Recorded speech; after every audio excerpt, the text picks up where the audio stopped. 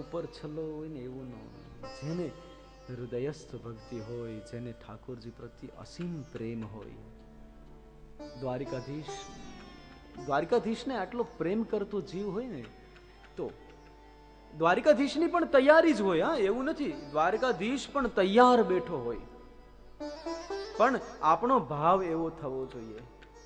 અરે હજી કાલ સવારની ઘટના છે. હા, આ ડાકોરમાં ભગવાનનો બોડાણા નામનો ભક્ત હતો. દ્વારિકાધીશની પૂર્ણિમા ભરે, હર પૂનમના દિવસે દ્વારિકાધીશના દર્શન કરવા જવાનું વર્ષો સુધી ચાલ્યું. બોડાણો નાનો હતો ત્યારથી લઈ અને વયોવૃદ્ધ થયો ત્યાં સુધી દ્વારિકાધીશની પૂનમ ભરી.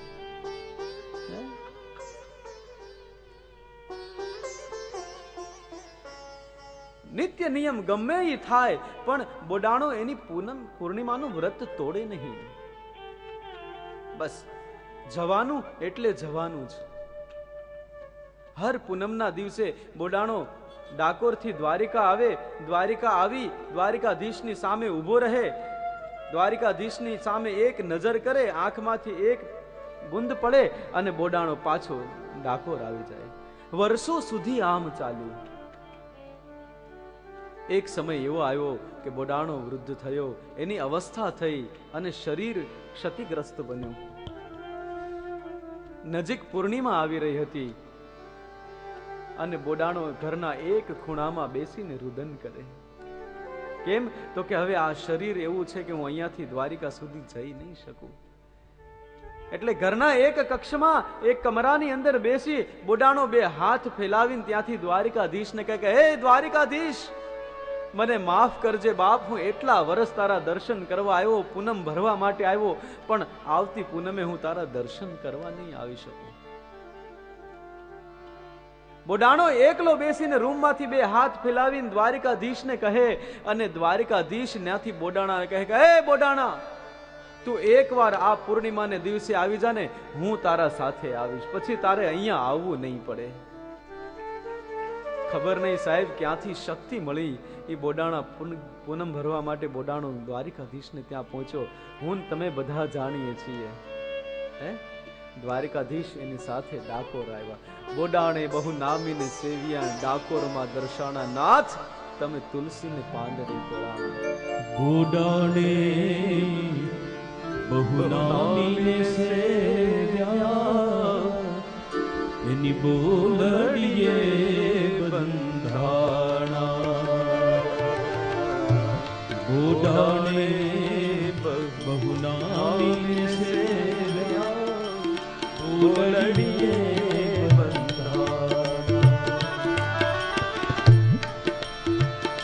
કૃપા કરીને પ્રભુજી પધાર્યા,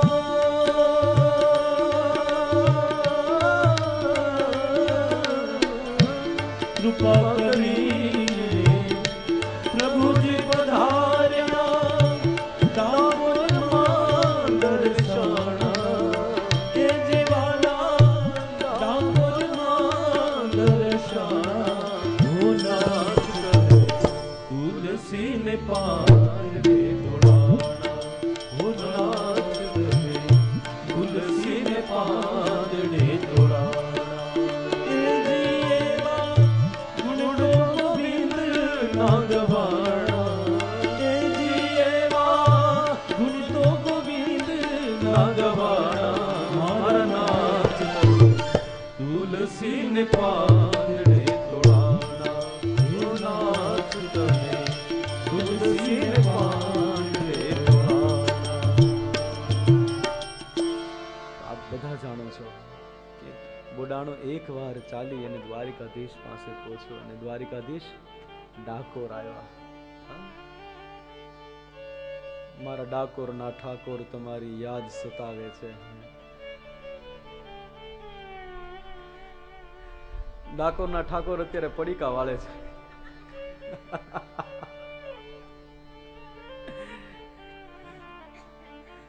પણ કહેવાનો અર્થ ઈ છે, કહેવાનો ભાવ ઈ છે, મારું સૂર એ છે કે આપણી જેટલી ભક્તિ ને આપણો જેવો ભાવ, જે ભાવથી હું તમે ભજન કરીએ, ભગવાન એ જ ભાવથી મને ને તમને ઉત્તર આપે છે. શાસ્ત્ર એમ કહે કે પ્રભુ છે એ ગુરુત્વાકર્ષણ છે. ગુરુત્વાકર્ષણ એટલે સમજો, આપણે એક હાથમાં પથ્થર લઈને આકાશમાં ઉડાડીએ, એ પાછો પૃથ્વી પર આવે. શું કામ? પૃથ્વીમાં ગુરુત્વાકર્ષણ છે, ખેંચવાની તાકાત છે. એમ ભગવાન પણ ગુરુત્વાકર્ષણ વાળા છે. જે ભાવ આપણે ભગવાન તરફ જઈએ એવો જ ભાવ ભગવાન આપણા તરફ છે. કે આવી જ ઘટના અવધમાં બનેલી. અયોધ્યાની અંદર રામજી, ભરતજી મહારાજ, શત્રુઘ્નજી અને લખનલાલ ગ્રામીણ બાળકોની સાથે ગેડી દડાથી રમે, ઓલા ગેંદથી રમે. રામજી ભરતજીની સામે ગેંદ ફેંકે તો ભરત બમણા જોરથી રામની સામે ફેંકે. જોવા વાળાને એમ થયું કે જોવો તો ખરું, આ કૈકેયીનો દીકરો શું કરે છે. રામજી પ્રેમથી એના સામે ગેંદ ફેંકે ને આ તો એકદમ જુનૂનથી ફેંકે છે. કોઈએ જઈને કીધું, ભરત શું કરે છે? રામ કેટલા પ્રેમથી તારા પાસે આ ગેંદ નાખે છે અને તું તો આટલું. આવું ભાઈ સાથે વેર ન રખાય. ભરતજી કહે, આ ભાઈ સાથે વેર નથી, પણ ભાઈ સાથે પ્રેમ છે. મારા ભાઈ જેટલી ઝડપથી મારા પર કૃપા કરે છે ને એટલી જ ઝડપ કરતા ઝડપને ડબલ કરીને હું એની કૃપાને એની પાછી વાળી દઉં છું. એમ સાહેબ, હું ને તમે પણ જેટલા ભગવાન તરફ જાશો ને એના કરતા બમણી ઝડપથી ભગવાન આપણા તરફ આવશે. પણ ભાવ શુદ્ધ હોવો જોઈએ. અતિશયોક્તિ બિલકુલ ન કરવી, માપે. પણ એ પ્રમાણસર પ્રેમ જ્યારે હું તમે ઈશ્વરને કરશું ત્યારે ઈશ્વર ઉભા રહે. અહીંયા દેવતાઓ આવીને સીધા સુખદેવજીને વંદન કર્યા. સુખદેવજી કે હા, આવીને કહ્યું, મહારાજ આ સ્વર્ગનું અમૃત છે એ અમે આ પરીક્ષિત માટે લઈ આવ્યા છીએ. અચ્છા, હવે માંગ્યું નથી છતાં આપ્યું, સામેથી લઈને આવ્યા. એટલે સુખદેવજી મહારાજે કીધું, તો પછી મારે તમને શું આપવાનું? જોજો, સામેથી કોઈ ક્યારેક આપે ને તો ચેતી જજો, લેવા માટે જ આપશે. કહે, મહારાજ એવું કાંઈ નથી, પણ તમે એક કામ કરો, આ સ્વર્ગનું અમૃત છે એ પરીક્ષિતને પાઈ દો અને કથા અમૃત છે અમને પાઈ દો. કાંઈ બહુ મોટી વાત છે નહીં. સુખદેવજી સમજી ગયા. એમને થયું દેવતાઓને ના પાડી દઉં, પણ એને કહ્યું બધાથી પહેલા હું પરીક્ષિતને પૂછી લઉં. એટલે પરીક્ષિતને બોલાવીને કીધું, પરીક્ષિત, જો આ દેવતાઓ આવ્યા છે એ તારા માટે સ્વર્ગામૃત લાવ્યા છે અને મને એવું કહે છે કે જે હું કથામૃત તને પાવાનો છું એ એમને પાવ અને સ્વર્ગનું અમૃત તું પી જા. બોલ, તારે શું કરવું છે? પરીક્ષિત કહે, મહારાજ મને કઈ ખબર ન પડે, આપ જ મને કહો કે બંને વચ્ચેનો તફાવત શું છે. સ્વર્ગનું અમૃત પીવાથી શું થશે અને કથામૃત પીવાથી શું થશે એ આપ અમને કહો. સુખદેવજી મહારાજ કહેવા લાગ્યા, જો પરીક્ષિત, તું આ સ્વર્ગનું અમૃત પીશ ને તો અમર થઈ જઈશ, પછી તારું મૃત્યુ નહીં આવે. તું દીર્ઘજીવી બનીશ. અચ્છા મહારાજ, અને કથામૃત પીશ તો? બોલે, તો દિવ્ય જીવી બનીશ. સ્વર્ગ અમૃત પીધા પછી તું દીર્ઘજીવી ખૂબ લાંબુ જીવી શકીશ, પણ મારું કથામૃત પીશ તો તું દિવ્ય જીવી બનીશ. અચ્છા, બીજું? બોલે, આ સ્વર્ગનું અમૃત પીશ ને તો તને મૃત્યુ નહીં આવે. બોલે, મહારાજ કથામૃત પીશ તો? બોલે, તું અભય બની જાઈશ, પછી તને મૃત્યુનો ભય નહીં સતાવે. બોલ, તારે શું પીવું છે? કહે, મહારાજ તો પછી આ સ્વર્ગામૃત શું પીવે? આપણે તો કથામૃત જ પીવું છે. જો આમાં એટલા બધા ફાયદા હોય, કારણ કે મરવાનું નિશ્ચિત છે. મારે કઈ અમર થવું નથી, મારે અભય થવું છે. મારે દીર્ઘજીવી નહીં, મારે દિવ્યજીવી બનવું છે. ઠીક છે. પછી સુખદેવજી મહારાજે અભક્તાંશ તાંશ વિઘ્નાય ન દદોસ કથામૃતમ.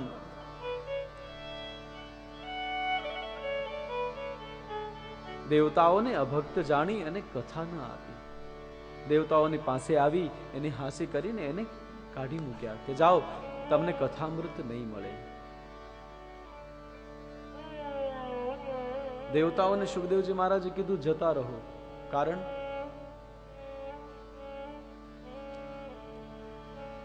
સુખદેવજી મહારાજ કથા સાંભળવા બેઠા અને અનેક ઋષિઓ બેઠા હતા. બધાએ કથા સાંભળી. તો પરીક્ષિતને જે કથા સંભળાવતા હતા સુખદેવજી મહારાજ, એમણે દેવતાઓને કેમ કાઢી મૂક્યા? પ્રશ્ન થાય ને, કદાચ એકને કથા કરવી અને સમાજની સામે કથા કરવી, બાબત તો બંને એક જ છે, તો પછી દેવતાઓને કેમ કાઢી મૂક્યા? સુખદેવજી મહારાજ ઉત્તર આપે કે દેવતાઓ કથાનો સોદો કરવા આવ્યા હતા. એટલે કથા પ્રેમથી મળે, સોદાથી ન મળે. સંપત્તિથી કોઈ કથાને પામી જ નથી શક્યું, અને સંપત્તિથી કદાચ કોઈ કથા કરી શકતો હોય ને તો એ કથા નથી, વ્યથા છે. કથા તો પ્રેમથી જ થાય, પૈસાથી થતી નથી. અને અત્યારની પોઝિશન એ છે કે અત્યારે કથા માટે ફોન આવે ને તો એ પેલા પૂછે કે મહારાજ કેટલા પૈસા લેશો?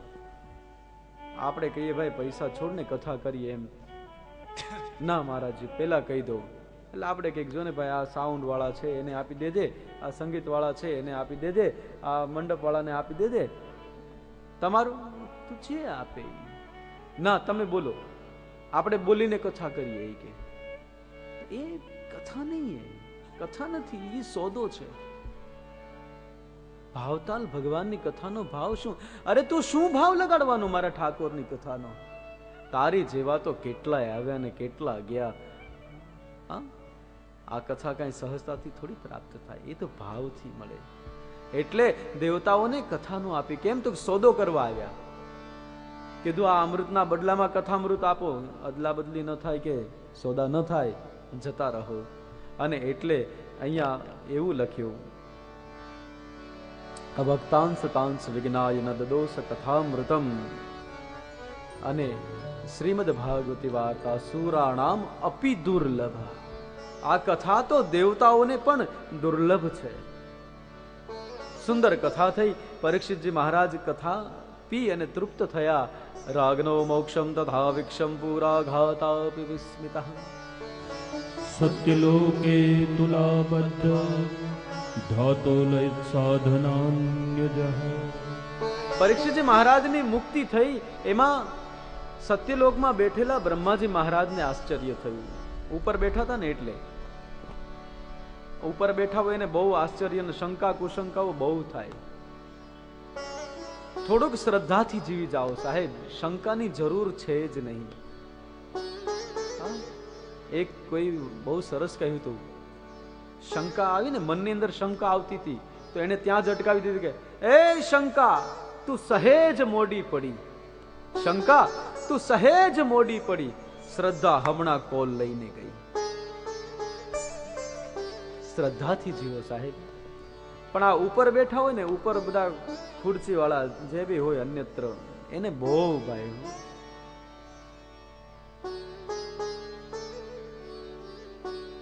ઓલું નથી, ગાંધીનગરમાં એક નેતાનું અવસાન થઈ ગયું. પછી તો ચંદનના લાકડા લાવ્યા ને ભાઈ, હું ઘી લાવ્યા, લાટ બધું ને પછી અંત્યેષ્ટિની ક્રિયા કરી. પણ કોઈ વાતે શરીર પૂરું થાય નહીં. પાછા બીજા 2-4 વખત લાકડા લાવ્યા, નાખ્યા ને ઘરના બધા 8-10 કલાક નીકળી ગઈ. પણ પેલા નેતાનું શરીર છે એ પંચ મહાભૂતોમાં વિલીન થાય જ નહીં. હવે બધાને ચિંતા એ થઈ કે આ નેતાજી કેમ જતા નથી? મરી તો ગયા, પ્રાણ તો છૂટી ગયો, પણ શરીરે છૂટવું જોઈએ ને, શરીર બળવું તો જોઈએ. કે આ નેતાજીએ કાંઈક કરાવ્યું હશે, સ્ટીલનું બોડી બનાવ્યું હશે એટલે જ ન ઓગળે. કે ના ભાઈ, એવું તો કાંઈ હતું નહીં, સ્ટીલ તો કાંઈ હતું નહીં. તો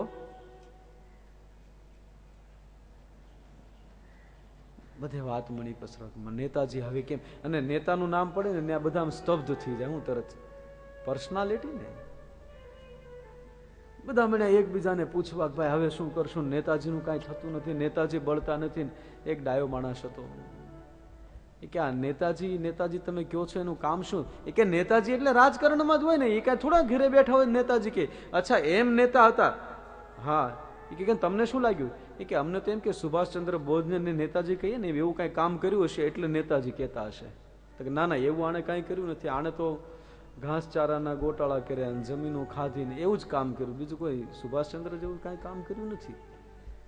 અચ્છા, ક્યાં રહેતા હતા? તો બસ આપણે ગાંધીનગરમાં જ રહેતા. ક્યાં બેસતા હતા? તો કે વિધાનસભામાં. એક કામ કરો, અત્યારે ને અત્યારે જાઓ, જે બાકડા ઉપર બેસતા હતા ને એ લઈ આવો, એ લાવી નાખી દો તો બળી જશે. હાથે સાહેબ ગયા દોડીને, એની ખુરશી હતી લાવીને નાખીને ત્યારે નેતાજી ગયા. આ બધા ઉપર બેસવા વાળા ચીપકેલા. પરિવર્તન એ સંસારનો નિયમ છે અને પરિવર્તન આવવું જ જોઈએ.